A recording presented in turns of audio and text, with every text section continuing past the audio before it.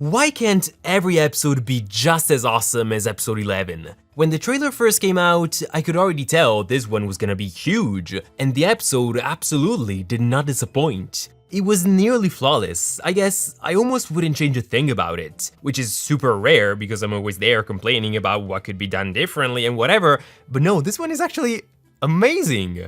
But let's see what makes it stand out.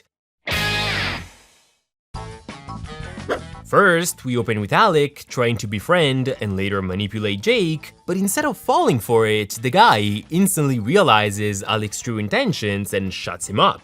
Tinky Winky may be petty as hell, but at least his brain is finally braining. Although, you have to admit, Alec kinda gave himself away when he said, "I like you, Jake." Like, no, that was too strong of a word.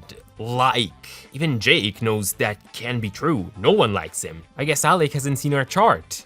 Alec could have said he tolerates him, that he isn't disgusted by him, or perhaps that he isn't actively trying to murder him and his family. But come on, I like you, Jake? No, you overdid it. No one would ever say those words. It was a big fat lie, of course Jake realized it. Alec later mentioned that Rhea has been giving him some acting lessons to help him be more believable when lying, which didn't work out too well, but honestly, I'm a bit disappointed that they didn't show those lessons to us. It feels like one of those bonding moments that you just wouldn't want to miss. And in general, it just would have been nice to see Alec and Rhea scheme together. After all, they're pretty much the smart half of the alliance. Thankfully, the episode doesn't spend too much time showing us the campers chatting, and instead we just jump right into the action. In fact, Crystal quickly introduces the 9 campers who got eliminated over the course of the first 10 episodes, and explains that for today's challenge, the 9 remaining contestants will be paired up with one sorry loser each, and will compete to give the eliminated contestants a chance to get back into the game.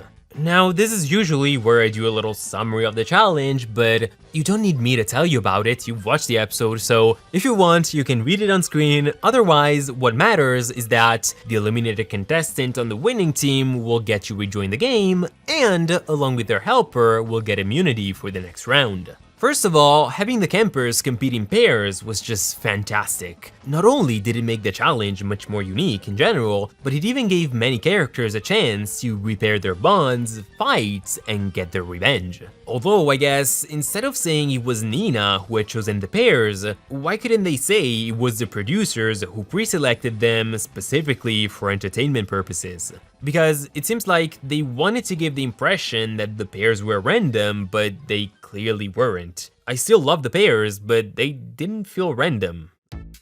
All the pairings, in fact, were so interesting and fun to watch that even the strangest one of all, Hunter and Gret, it was just so intriguing, and weirdly enough, it kinda left me wanting to see more of this duo. Especially because Hunter is one of the very few people who managed to keep his cool and stay in an alliance with Yul in the past, so both he and Gret know what it feels like to put up with the guy and his horrible personality. These two share more than you think. Thanks to her conversation with him, we also learn that Gret loves the validation she receives on social media thanks to her relationship with Yul way more than she even likes Yul himself, which is totally understandable, but at the same time, validation, social media, this is pretty similar to what Ali's going through. And some time ago, I did notice some similarities between Gret and Ali's arcs, but today the writers really care to highlight this affinity, which kinda makes me look forward to them talking about this and just, you know, perhaps bonding about it. I just want Gret to have friends, please let her.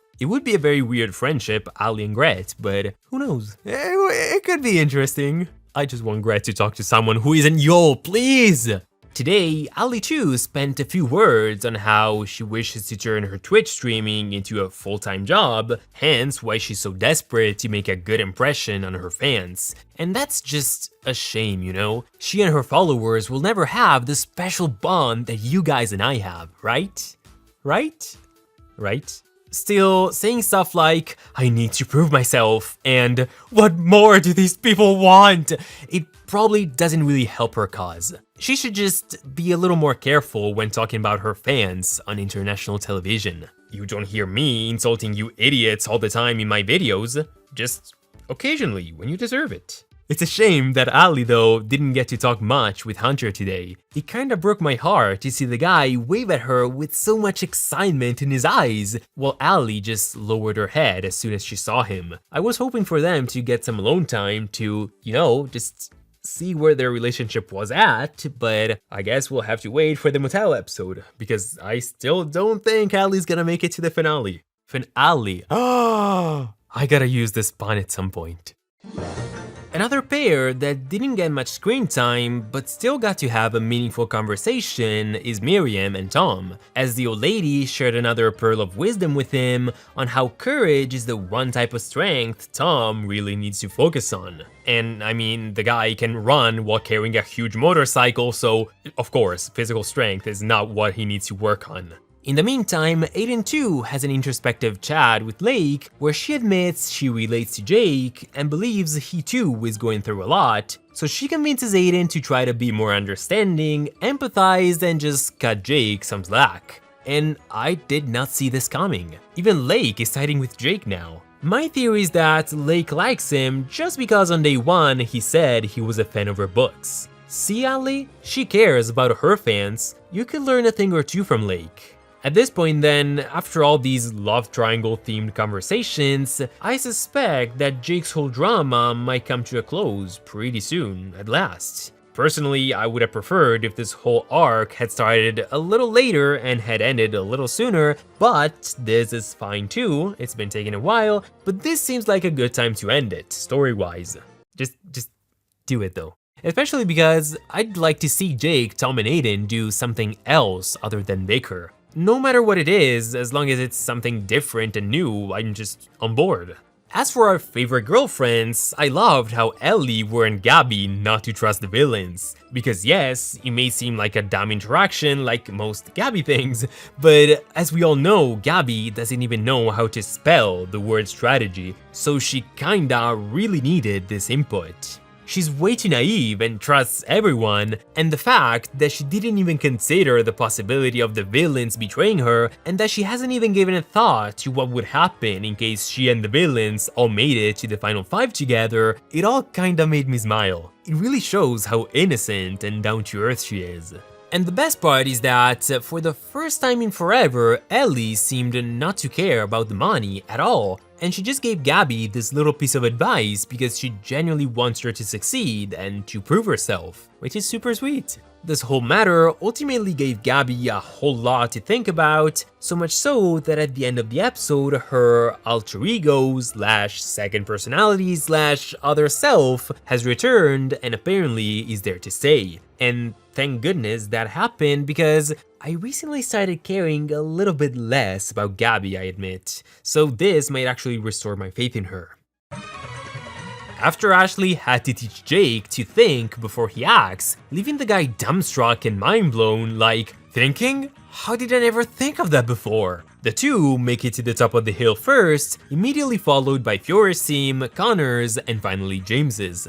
Once there, Rhea, Alec, and Yul work together to let Fiore back into the game and break all the pulleys to prevent the others from completing the challenge. But because Connor was incredibly determined to end the villains' reign of terror, he managed to make his way back to the top of the cliff and, ultimately, thanks to Ashley's help, managed to win the challenge and earn his way back into the game.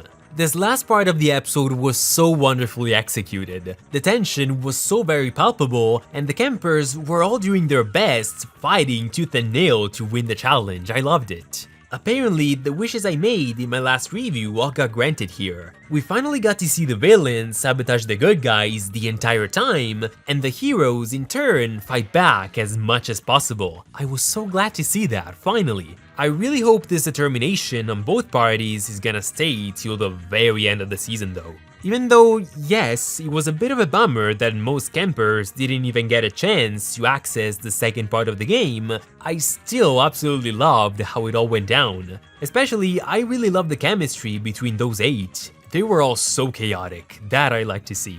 Even though the entire fandom kinda already suspected Connor was the one returning, I truly couldn't have hoped for a better comeback episode for him. He was on his A game today. I loved how he literally forced his way back into the game, fighting with all he could give, and even forcing Rhea to cooperate. It made his return feel all the more deserved. This doesn't mean that others like Fiore weren't on their A-game today, because she was, totally, but Connor was the only one who neither received help from his helper, nor gave up the moment all hope was lost. So you gotta give him credit for that. Now, there's a thing or two I'd like to say about Ashley, because she got an excellent send-off today. First, they gave her and Jake a much needed chance to discuss the events of last episode, and also a chance for him to apologize to her, and finally, they even allowed them to say a proper goodbye, which it just felt right. Also, I was particularly happy to see Ashley be the one stopping Alec and Fiore from winning the challenge. Not only because she did it with her lasso, and God knows how much I love it when Ashley says or does farm-related things, but mostly because she was the right character for the role. Because she was the one sabotaging them, her victory against Fiore now feels much more satisfying, and perhaps more complete, but at the same time, she even got her revenge against the villains for voting her out in the last episode. So if it had been James stopping them, it would have been cool, sure, but it wouldn't have felt that special. In general, making Ashley a prominent character in this episode was great to see. It gave her one last chance to shine and change the course of the game before leaving for good. And I think we can all agree that we needed much more of episode 11 Ashley. You bitch! A whole lot more. At the end of the episode, the losers all get to say goodbye to their friends and partners, with Ashley inviting Jake and Miriam over to her farm, just like she couldn't wait to invite Will, Lil, and Nick in season 1. I find it so super wholesome how, as soon as she befriends someone, she just can't wait to have them over, to see each other, and just have them become a part of her life. She's such a good person. Also, after spending the whole day doing mischief together, it seems Alec and Fiore eventually got over their differences and are now on good terms again. Even though I think it would have been a whole lot more interesting to see them smooth things over the course of 2, 3, or 4 episodes, just to make it all feel more natural and earned, I'm still glad the writers didn't leave this thread loose. This father-daughter duo was on fire today. They definitely helped raise the stakes of the episode. In general, bringing back the losers for one more episode was an awesome choice screen time-wise as well. This way, even the camper who competed the least, which is James, between his original stay, this episode, the motel episode, and the finale, which I imagine will be a 2-parter, will get to be present for 6 whole episodes, which is pretty much a third of the season, and that's kinda cool. I love that we're not forgetting about the first boots. All in all, episode 11 was fantastic. I loved it. It's easily my favorite one of the season. And at this point, now that Connor and his fresh and crispy clean underwear are back, I'm hoping the quality of the next few episodes will rival episode 11's. I've now raised my expectations. They better not let me down. So now, let me know your thoughts on the episode, and I really hope you guys enjoyed it as much as I did, and even though pretty much no one was surprised by this, let me know how you feel about Connor's return. Personally, I kinda root for him now. Not because I want him to win, we've already discussed this, it wouldn't make a whole lot of sense for him to win, but I sure want him to bring justice to the game, and also give Rhea a hard time. Let me hear some predictions in the comments. I do expect there to be a tie at the next elimination ceremony between a hero and a villain, and I feel like the villain might lose the tiebreaker. I hope not, because I want the show to surprise me, but you guys let me know your thoughts and predictions for episode 12, and also on who you think is gonna get booted next. As always, thank you all so much for watching, and I'll see you guys next time. Ciao!